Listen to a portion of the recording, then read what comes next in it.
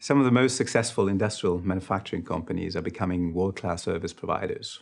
While this is not new, what is new is the rate at which this development is happening. And what we're also seeing just recently is that there's a gap widening between those that lead the development and those that follow.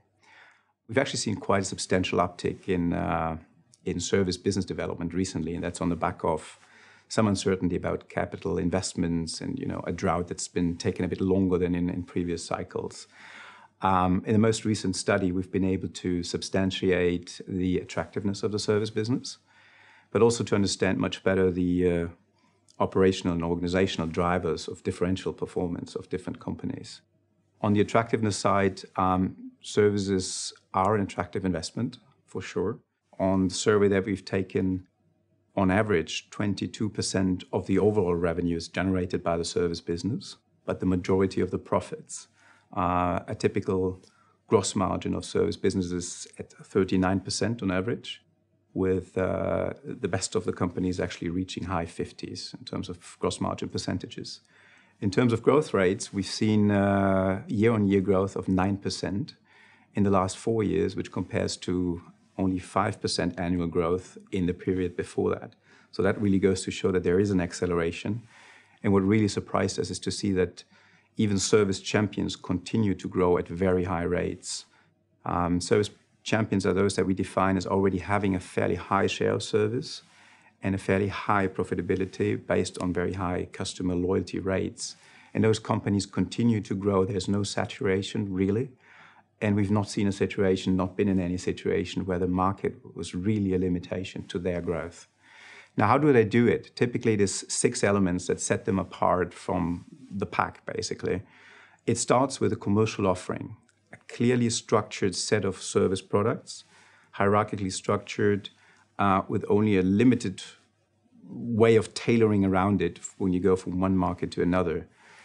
Now, the next element is a dedicated service sales force that is specifically trained to sell just service, incentivized to just sell service, and deals with a different part of the organization at the customer's organization. So dedicated sales is something that is essential to the success of these companies.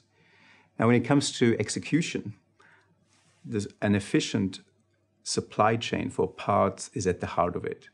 It is mission critical for a customer to have a broken part identified correctly and delivered in time at the right quality and the right quantities.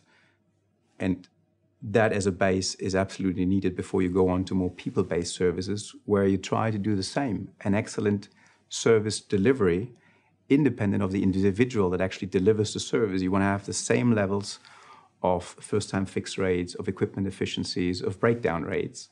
And you have to train that into the organization. And that links to the last 2 elements. The first being talent management, which has to be service-specific. Service-specific HR supporting, recruiting, career development, retention efforts, with the specific demands of a service technician, with changing demands over their lifetime. And then lastly, it is about performance management, identifying those KPIs that drive that performance, rigorously measuring them, in making sure that you learn out of the measurement that there's a shared learning in the organization from what one is doing that could be transferred to another part of the organization.